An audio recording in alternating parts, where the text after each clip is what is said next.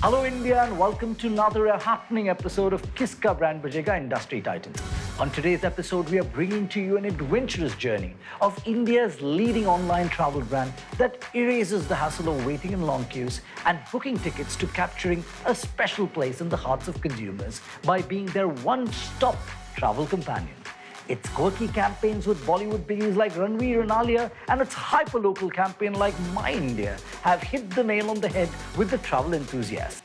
Thus, presenting to you the architect of the wonder brand, Kalra, founder and CEO of Make My Trip. Thanks for the introduction. So Deep, from being an alumni of IIM Ahmedabad to nurturing the idea of empowering the traveler with Make My Trip, and thus becoming a pioneer in the Indian travel industry, you've had quite a checkered career, from initiating your company services in the US market in the year 2000 and then diversifying your operations in the Indian market in 2005. How has your journey been so far, if you have to summarize? And what inspired you, Deep, to take this road? Even prior to that, like you said, I graduated from IIM Ahmedabad. I had actually done all marketing courses I could. I did as many finance courses I could. So quite frankly, I was quite confused when I passed out, and I wasn't sure I wanted to be an entrepreneur. So I actually worked for 8 years. I worked for 3 different companies. 3 roles, I think, really helped me perhaps later on in the Make My Trip journey. In the early days, you can argue startups, you can just get started without any experience. But I think later, that experience of having worked with some of these top companies, and more than the top companies, some top leaders. So having actually, as the phrase goes, breathed the same air as some of those leaders and seen how they think around marketing, around brand building, has really helped me. I think there's a lot of learning by osmosis. I'm a big believer in that even today. I believe one of the best learning you can do is outside your classroom, outside your MBA, outside the books, but it's actually by osmosis. When you're with people, when you're with great minds, and you see how they function and how they address tough issues. So I think that has held me in good stead. So I started Make My Trip in 2000, half because I wanted to be an entrepreneur and I was tired of the corporate world. But I think even more than half, probably 51%, more because the internet opportunity just seemed to be compelling. So when I married the B2C space with the internet, I really looked at businesses which were hitherto being transacted over the phone. And because I assumed, and that was my belief, that they will move to the internet first, before the businesses where you have to physically go and shop. Of course, today, after 20 years, you can argue everything has moved online. But in the early days, let me tell you, it was a struggle even to sell an air ticket online in India. And therefore, for the first 5 years, we had to concentrate on the non-resident Indian market coming into India. And it's only in 2005 when I think resident Indians got more comfortable to give their credit card online, to make a payment online, and not just research. I think that's when we really hit pay dirt in India and really took off as a brand. So great thoughts there. Now coming to travel as an industry. Now, it will not be far-fetched, Deep, to say that travel as an industry has suffered the most because of the pandemic, right? And its after effects. How do you plan to reinvigorate the industry, especially keeping in mind all the extensive safety protocols?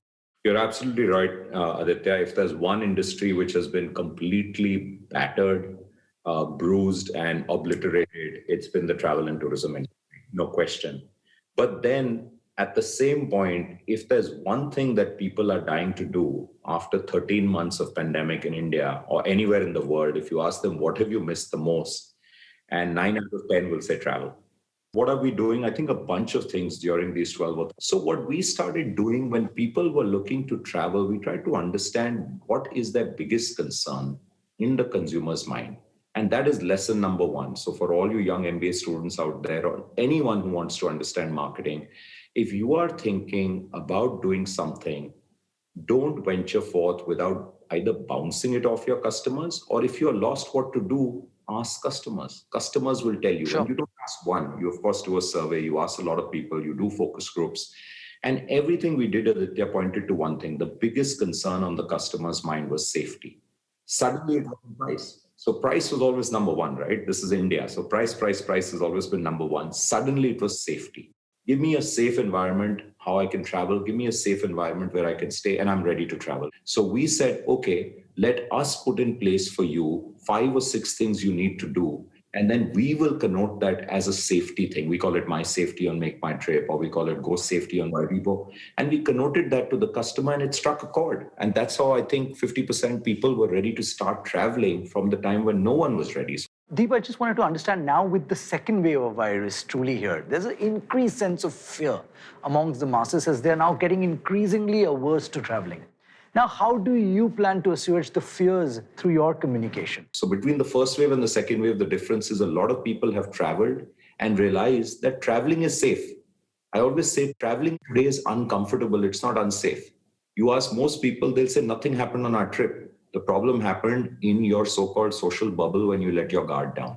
During travel, let me tell you, the chances of picking up the infection are negligible only for one reason. The reason is everyone is wearing 2 layers of protection. And that's the way to be. I think that's the way to be. In fact, I am encouraging airlines, please don't serve meals on short-haul flights. Don't serve meals on domestic flights at all. What is a 2-hour flight? You can go with water. Just be safe on that flight. Be safe on that airport. Get to the place you want to be. Whenever you interact with people, wear a mask. And otherwise, go about and enjoy the outdoors and do what you want to do. Perfect. Now, let's talk about your merger with Goibibo. You know, from merging the brand to branding the merger, you've successfully done both that. Your merger in early 2017 also brought some big names like Redbar's Goibibo ride, which made great headlines, as was also regarded as one of the biggest acquisitions in the Indian online travel space. Can you probably give our viewers an insight about the merger? And also, was it a conscious step to position Make My Trip as a one-stop travel chain? Yeah, absolutely. It was a big move. It was one of the largest M&As that are done. The biggest lesson I'd like to share with particularly the young students is, so it's commonly said that 80% of M&A fail. And we realized why. We made it successful only because we put complete focus. So my co-founder Rajesh and myself were totally focused on making this work. It wasn't left delegated down. It's not easy because mergers sound great on Excels and they sound great on PowerPoints, and you create a lot of value and then shareholders walk away. But mergers actually have to be done at the people level. When it comes to Goibibo, the brand, our strategy at that point was that, of course, Goibibo was very aggressively discounting in the market, but it had become popular as a deals brand, as a younger brand. So I think we are straddling the entire ecosystem through this. Redbus on its own is the market leader in selling interstate bus tickets, intercity bus tickets. So yeah, it's worked out quite well. The second segment is where we'll show you an advertisements of yours. So with the first one. सारे जहां से अच्छा हिंदुस्तान हमारा, अजूबे छिपे हैं हर जगह, नजरिए का खेल है सारा। कोलकाता का ओल्ड वर्ल्ड चार्म तो देखा होगा जरूर, कभी रॉयल बंगाल टाइगर्स देखने सुंदरबन भी आई है हुजूर। कटिंग चाय और मरीन ड्राइव, ये है बंबई मेरी जान। अब आए हो तो देख के जाना लोनार की शान। रोहतांग पास से है बस थोड़ी सी दूर, चौपटा के बर्फीले पहाड़ों की धूप। बेंगलोर ने तो पहना है नंदी हिल्स का ताज, क्या आप जानते हैं बादामी की गुफाओं का राज। भारत की हर गली हर कोने में है एक अनोखी बात, तो आइए साथ मिलके ढूंढें इन सब में कुछ खास। For My India, you recently launched the campaign that showcased the internet's first ever virtual Republic Day parade to celebrate the splendor of many unknown attractions across the country, which encouraged people to add offbeat destinations to their travel bucket list. Did the fact that there is a prevalent sentiment, Deep, of all things Swadeshi, which played an important role in the making of this campaign? The intent was that, listen, we want to be in the outdoors. We want to be a little secluded. We don't want to be in the crowded places. We don't want to go to physical places because of COVID, of course. So we realized that, and we were getting a lot of feedback because through our search and through our booking widgets, we were seeing people were taking either flights or they were taking long drives. Instead of driving 5-6 hours, they were driving 10 hours and they were getting to remote places. And that really triggered the idea that there's so much more of India to see that why don't we ask our customers, why don't we seed it firstly with some ideas, really interesting places to see, and then ask our customers what would they like to see. So the whole campaign was about the lesser known India. And please find out so you can discover much more about your country. And in fact, I would say this came not so much from Swadeshi or Atmanirbhar. This was Ministry of Tourism has a very interesting campaign going on, which is Dekho Apna Desh. And this was all about Dekho Apna Desh, but go beyond the obvious. Right. Now, how can we not talk about the decision actually of using Ranveer and Alia? Right. Now, I think if I remember right, you were probably one of the first few brands to actually look at that combination of Ranveer and Alia together way before the movie Gully Boy came out. Right. And also started a trend in a big way of not just having one celebrity, but two huge A-listers in your marketing campaign. So there are two things, Deep. So A, why the choice of two big Bollywood A-listers? And B, did it make ROI sense? What was the impact of Ranveer Alia for your brand? I remember meeting them per chance on the premiere of Gully Boy in Delhi. And, we just exchanged a few words. And straight away, Ranveer said that you were the first guys to pair us up, not Gully Boy, which is amazing. But, our thinking was at that point of time, we had never really used a celebrity in a big way. We'd done ads. We'd always used unknown faces and focused on the ad, focused on the communication, the product that we were delivering, what is the feature. And it's not like we had not thought about it, right? We would think the ad agencies would always present, use so-and-so and all. And we were a little shy of it because A, it's expensive, very expensive. B, if you spend that much on a brand ambassador, then it doesn't make any sense if you don't do enough airtime.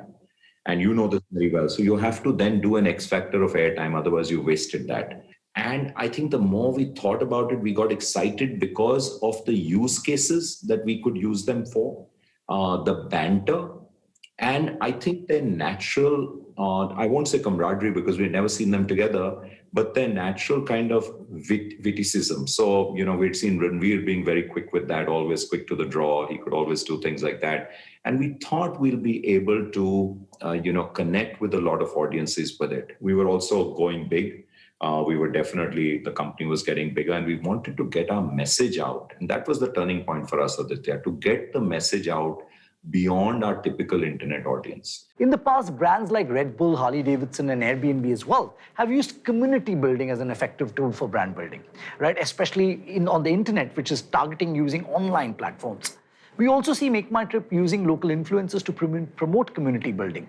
But I want to know your views and strategies on how do you plan to build a stronger network of community for Make My Trip? It's a great question. And I can't say that we've already done it. I think we're work in progress out there. I think the point I made earlier today, let's say a lot of women want to travel solo.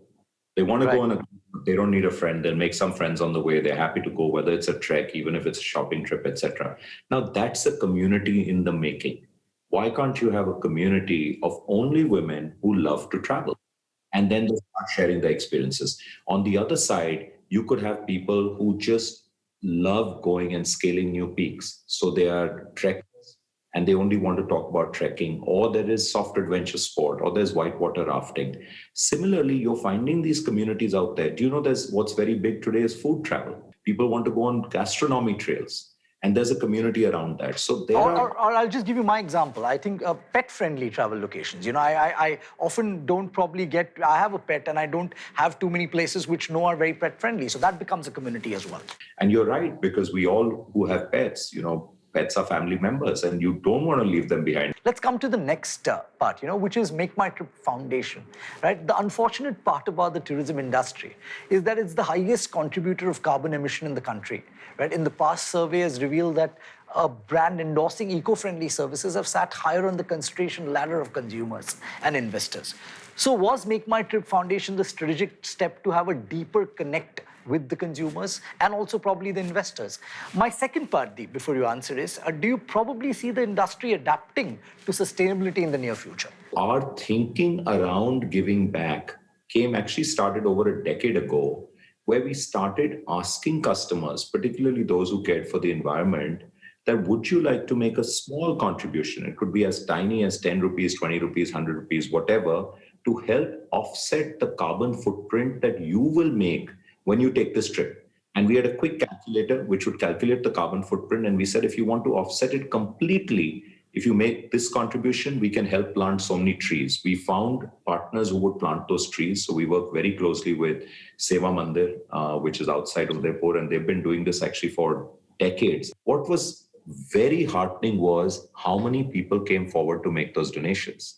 So very soon we were in double-digit percentage. So people really care, especially at least our customers who were clicking were happy to give that contribution to help offset their carbon footprint. And that idea became bigger and bigger.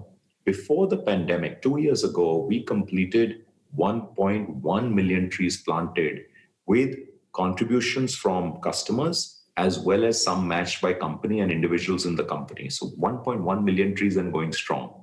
Then we said, let's think even bigger. So we set up the foundation essentially for sustainable tourism because we don't want to denude our forests. We don't want to have over-tourism and kill the places where we are sending people. We want to be a responsible company. In my view, it's not just CSR, Deep. It's actually CSV, where you're adding corporate social value, right? You're adding value to what you're doing as well. You're adding value to the consumers as well, and that's the right way to do and go. One last question from mine before we say goodbye. Sure. As Make My Trip, Deep continues to be India's leading online travel company. What does the future of your company look like? Any diversifications that you have in mind? And also, how do you plan to stay ahead of the curve and be a market leader in the online travel segment? Over the last few years, that has evolved. Today, my vision is really that I would like each and every customer to be a brand ambassador. I know it's an audacious goal, but there are brands in the world that enjoy that. And so that is what drives me forward. And that is what keeps one going, saying that is our true north. How do we ensure at the minimum people are happy and satisfied, but typically we can keep delighting people? So I still think we have a long way to go. I am our biggest critic. I still think we've achieved a few things, but we still have a long way to go.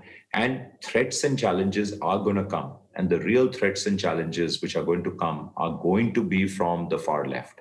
They're going to come from the least expected places because technology is changing so fast. So while we might have disrupted travel with online, but definitely there are others trying to find an easier and a better way. And those will succeed, including us. Only those will succeed who have a finger on the pulse of the customer and her issues and challenges and problems that she's facing while booking travel and while traveling. If you can keep solving by leveraging technology ideally, because then you can do it on scale, you'll be successful. Thank you very much, Deep. That was really insightful. And thank you for joining us today. By harnessing our combined ability, we can actually expand the canvas of possibilities for everyone in the internet ecosystem in India, especially the 60 million small businesses.